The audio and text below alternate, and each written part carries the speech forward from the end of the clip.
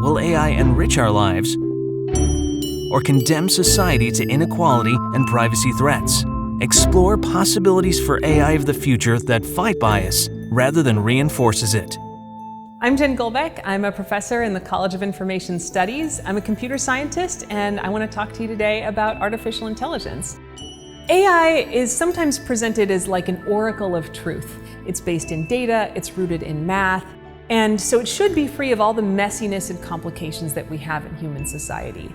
But the fact is, when AI is working with human data, it learns to replicate past decision-making, and that means it learns to imitate all of our biases and the problems that we're trying to overcome in society. And because it has this veneer of objectivity, it's easy for people to assume that its answers are probably correct, which can further entrench those problems that we're trying to overcome. I see three big challenges when we look at the role of AI in society: issues of bias, privacy, and information literacy. On the bias side, there's countless examples of AI discriminating against traditionally marginalized groups. One really clear example of this is in recidivism algorithms. These are commercial AI applications in use in counties across the country that predict the risk that a defendant will reoffend, and they're used in making decisions about parole and probation. But an analysis has shown that these algorithms are profoundly racially biased. They consistently find that Black defendants are at higher risk than white defendants to reoffend, even if you control for past criminal history, age, and gender. And it's not that Black defendants are inherently higher risk. If we look deeper into those algorithms, what we see is that Black defendants are incorrectly classified as high risk when they won't go on to reoffend, twice as often as whites. And the reverse is also true. White defendants are incorrectly classified as low risk, twice as often as Black defendants. And what that means is that these algorithms are replicating racial biases in the justice system. And even though we know about these biases, they're still being used to make decisions about people's liberty.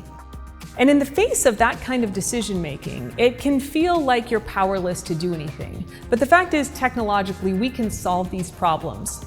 There's a clear example of this from a hospital system that had a program of specialists to assist patients who had complicated comorbidities like diabetes and heart disease and high blood pressure.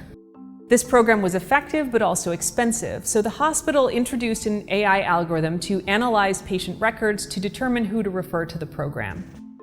Researchers went in and looked at this algorithm and found that it also was quite racially biased. Black patients had to be much sicker than white patients in order to be referred to the program. And this reflects social differences in the way the two groups access the medical system. White patients tend to have higher healthcare costs because they see more specialists and have more surgeries. So because Black patients aren't getting the same level of care as white patients, that was a reason that they were denied access to this program that actually would be really beneficial for them.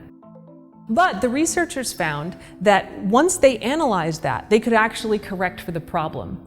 They kept the existing algorithm, but put on another component that predicted future healthcare risks, and when they did that, almost all of the racial bias was removed from the algorithm. So it shows that if we're committed to looking for these instances of bias, not only can we find them, but we can also correct for them. AI also poses a real threat to privacy. Most artificial intelligence systems that are built with human data use information that people never gave permission to feed into those algorithms, and they make intimate personal insights about us that no one has consented to share. AI can find out demographic information and personal things like sexual orientation, religion, if you're pregnant, what your political preferences are. And right now, most of that's used for advertising, but we've also seen it used to try to manipulate elections.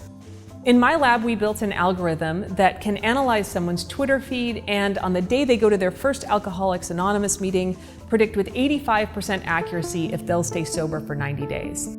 Now, we published that research because it's scientifically interesting, but we didn't release that algorithm to the public because it's easy to think of ways that it could be misused. Those people using the recidivism algorithms may want to use that in DUI cases. Or you could picture someone's boss or landlord or insurance company using it to deny them access to a variety of social institutions. The fact is that people need to have control over both their data and the way that the insights from AI are used about them, and right now they don't have that power. And both of these challenges also highlight a challenge of information literacy. As computer scientists, we see the incremental work on these algorithms in the lab, but as the public, we generally encounter them as very powerful technology that's put in front of us that we're not really trained on what its capabilities are or what the right ways to use it are. ChatGPT is a great example. This is a tool that has learned to replicate the way humans produce text, and it does it really well. But it's very confident in its answers and can trick people into thinking it actually knows what it's talking about when it's really just making good-sounding words. Since it became available, we've seen students turn in papers written by ChatGPT that summarize articles that don't exist. We've seen a lawyer submit a brief in federal court written by ChatGPT that made up cases that don't exist. A school library in Iowa took the titles of their books, asked ChatGPT if they contained sexually explicit material, and removed the books if ChatGPT said yes. But the tool doesn't actually know the answer. Yes is just a reasonable human answer, which is what it gives. But because people don't understand the true capabilities of the technology, it's hard for them to use it correctly. This is not to say that AI is bad. It can be profoundly transformatively good, but when it's used in human systems, we have to confront these challenges. The good news is that we can rise to do that, but it'll take a concerted, unified effort from the sciences, engineering, social sciences, humanities, policymakers, and ethicists in order to do it well.